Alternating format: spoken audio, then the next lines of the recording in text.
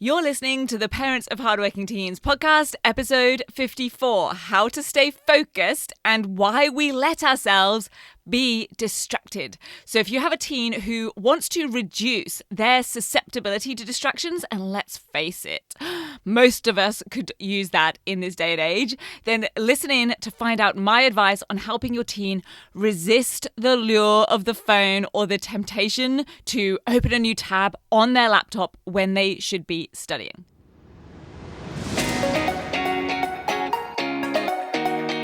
I'm Katie Jones, and with over 15 years in education as an award-winning high school teacher, international external examiner, and as a study coach, I've helped thousands of students skyrocket their results and confidence. And this podcast is where I share all my insights, tactics, and tips with you, the parent, so you can help your hardworking teen get happy, smart, and successful in their study, and have you both enjoy the journey along the way. This is the Parents of Hardworking Teens podcast. Hey VIPs, how are things going? I hope you're doing great, and that for those of you here in Australia, that the semester exams and assessments are going well for your teen. I want to start off with a massive thank you, especially if you are a long-time listener to the podcast, but also if this is your very first episode and you're just listening in. We are just about to cross 10,000 downloads of the Parents of Hardworking Teens podcast in less than a year.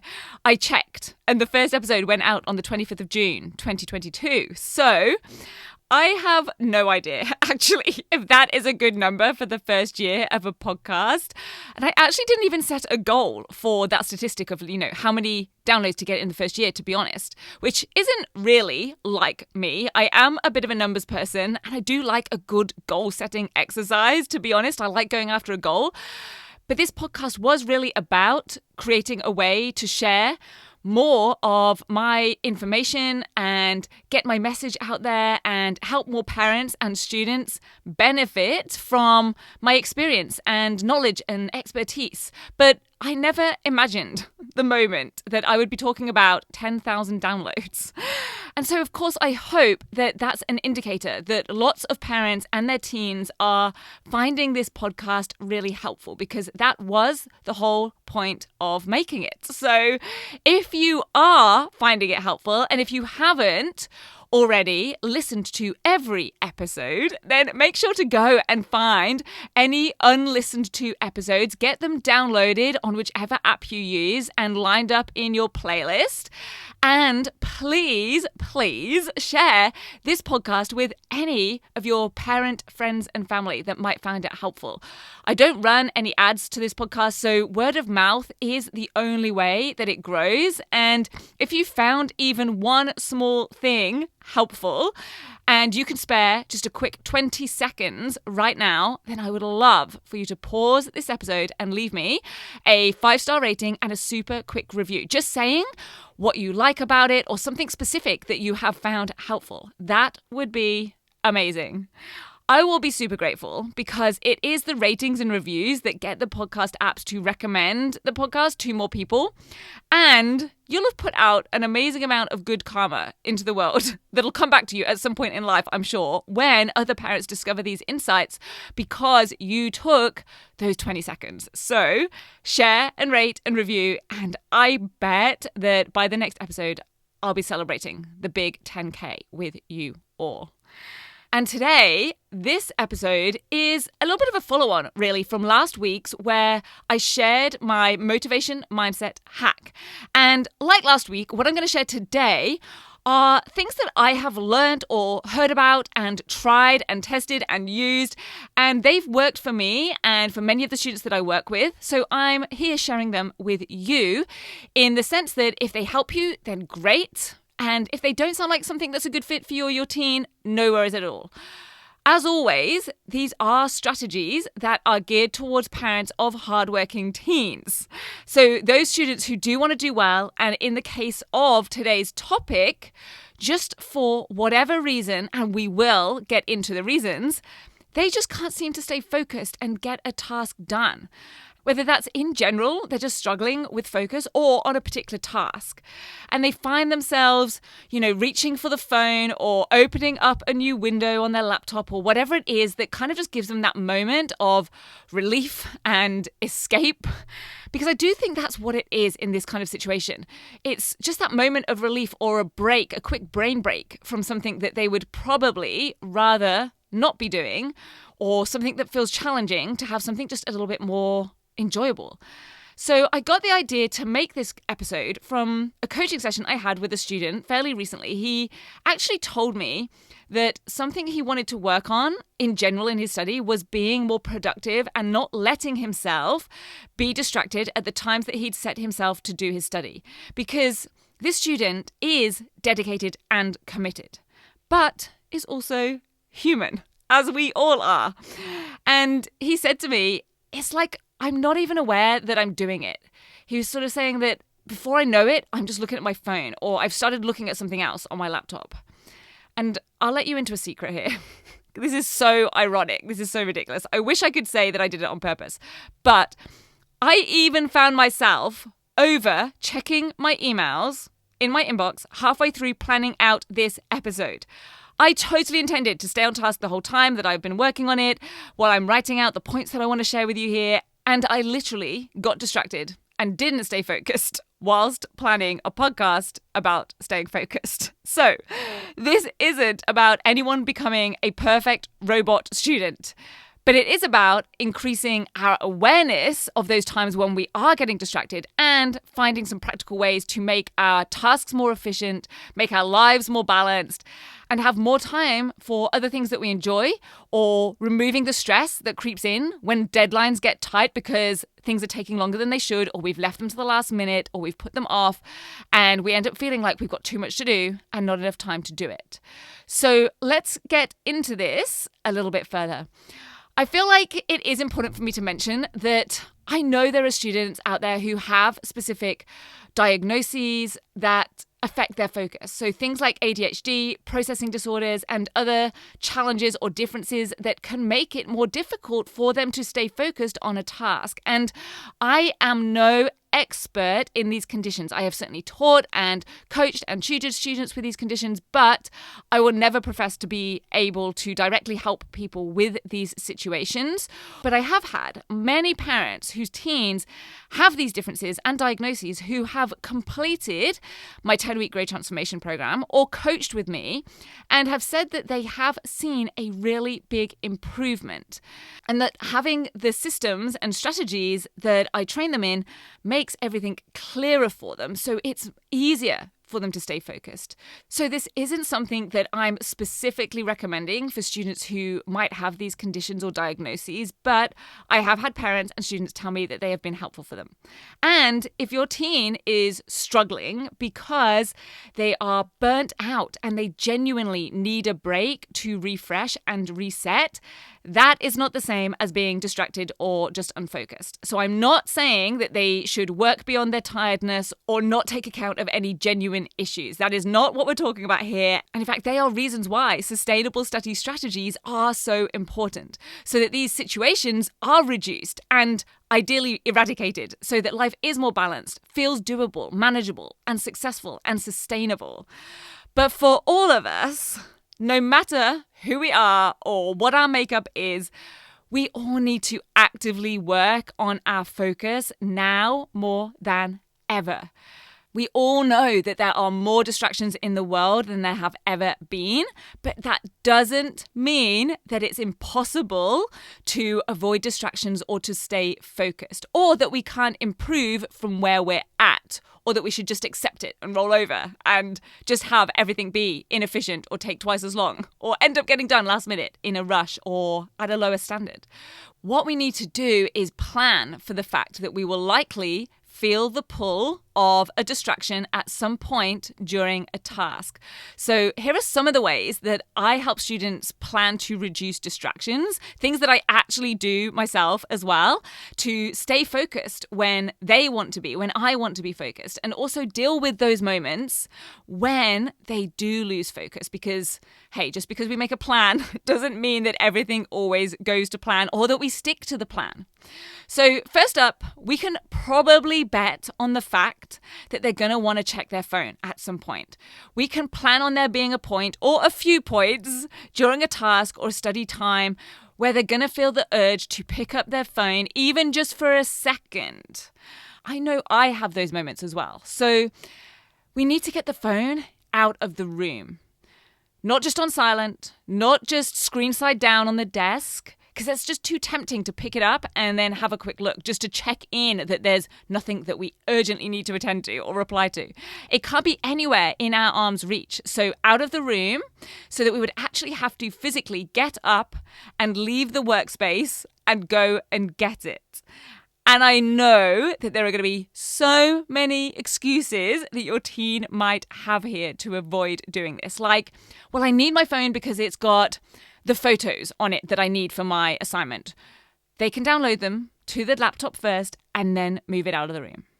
Or another one would be like, oh, well, I need to check my emails because they've got the information from the teacher on there. So they copy paste it into the Word document or whatever they're working on. So they have that information without the phone. There is always a way to get the phone out of the room.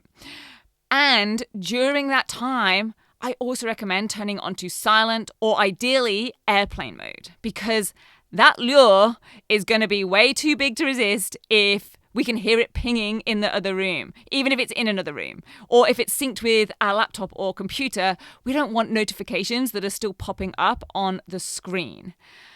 Honestly, and I might get some flack for this, but I have no idea why so many schools let students have their phones on them. I'm sure someone will give me a 1,000-to-1 situation where it really was essential that a student had their phone on them in class, but 99% of the time, if it were me, I would not have students having their phones on them at any time during class. Probably not even break times, to be honest, either. And I know that I'm starting to sound like someone's grandmother here, but really, honestly, there's also a very big part of me that would also still have them writing in books rather than working on laptops all the time in class too, especially when exams are still required to be handwritten. But I know I'm going off on a tangent here. I digress. I will wait to see if my inbox explodes over any of that. So back to the other suggestions that I have for you. So phone out of eyesight, out of arm's reach, ideally out of the room, notifications off. Next is set a time and task for each sort of period or study section of time. Now, you can go check out the concept of scheduling outcomes that I shared back in episode 5, which is called More Free Time Without Sacrificing Grades, for more on this. But for right now, all we need to know is that we're giving a specific time frame to each and every task or subtask so that we're not just sitting down for an indeterminate amount of time until we've finished, let's say, all of the math questions. Or we're not just going to work on that English essay this evening. This is a recipe for distraction. Recipe for disaster, recipe for distraction. It's a recipe for distraction because our brain has no idea how long it's got to stay focused and working for. So as soon as it feels like it needs or it wants a break, it's just going to want to take it. But if it knows that, hey, in 40 minutes, I can go look at the phone, check my email, take a break, do whatever it is that we have the urge to do, then staying focused in between is going to feel a lot more doable. So specify a certain amount of time that's going to be spent working on a specific task. Exactly what's going to get done in what amount of time. Don't let your teen fall into that, I'm going to spend an hour working on my research assignment. What they want to know is how many sources are they going to get? What information will they have collected?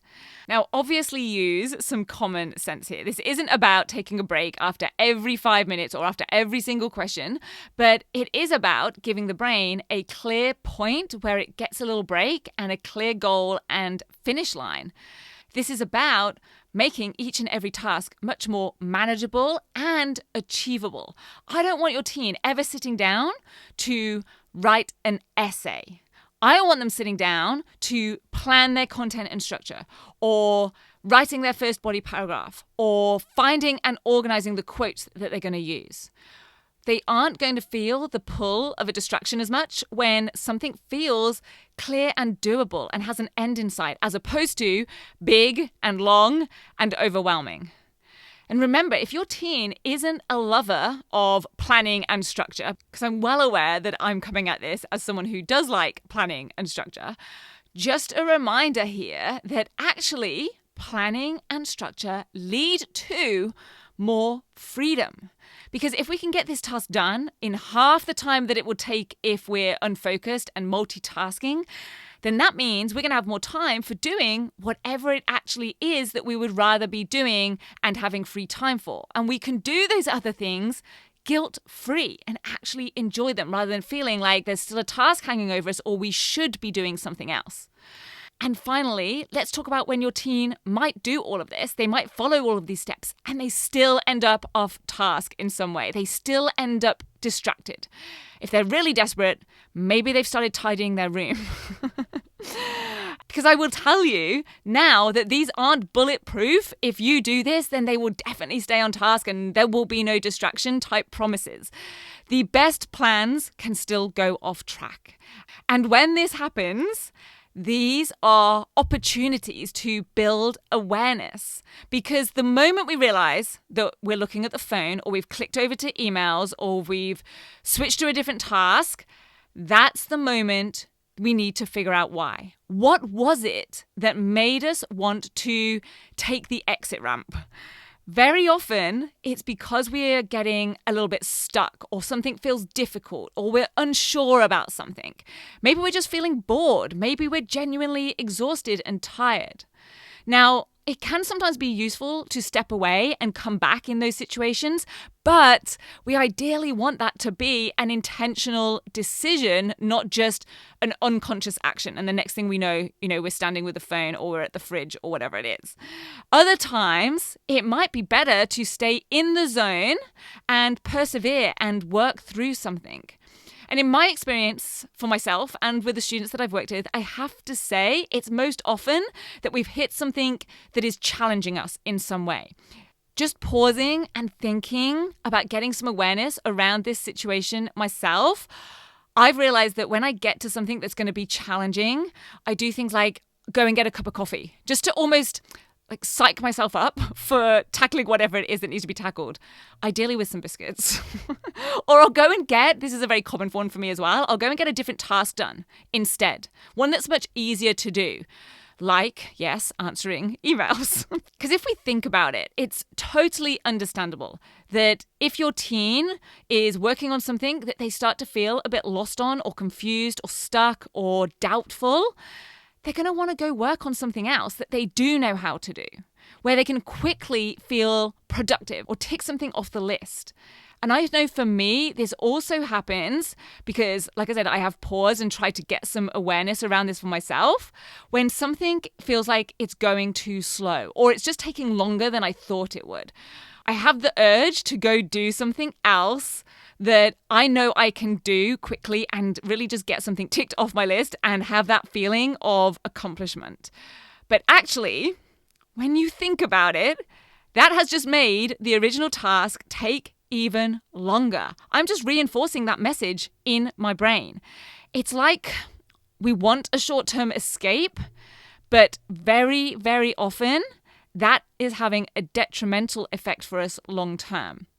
So the key here is to be able to take that moment where they feel themselves wanting a distraction or they're at that distraction, it's already happened, and then just taking a second to figure out what was the feeling or what were they thinking at the moment where they came away from the task and they became unfocused. Where is that distraction? Where is that urge to go and do something else coming from? And then it's about starting to train themselves that the distraction is not the solution to whatever that was. So if they're bored by the task, the phone is not going to make the task more interesting. It might take their mind off it for a little bit, but then it's going to make the boring thing take twice as long. If they realize that maybe they're stuck or confused about something, the solution is to figure out what that issue is and then plan in or take the steps to resolve it. Because the distraction isn't going to solve it and isn't going to give them the answer. I hope you and your teen have a brilliant and very productive, focused week. I will see you back here next week, hopefully with a 10,000 downloads update. So don't forget to download and catch up on any unlistened to episodes for yourself, and tell your parent, friends, and family to check out the Parents of Hardworking Teens podcast. If you're ready to have your teen achieve their best possible results with less stress, then I want to invite you to enroll them in the 10-week Grade Transformation Program, where they're going to learn the key concepts, skills, and strategies to catapult their performance in assessments and exams. It's risk-free. They either achieve bigger and better results with a whole lot more confidence in 10 weeks, or we refund you in full. Just head over to www.rocksolidstudy.com/program, and I'll see you there.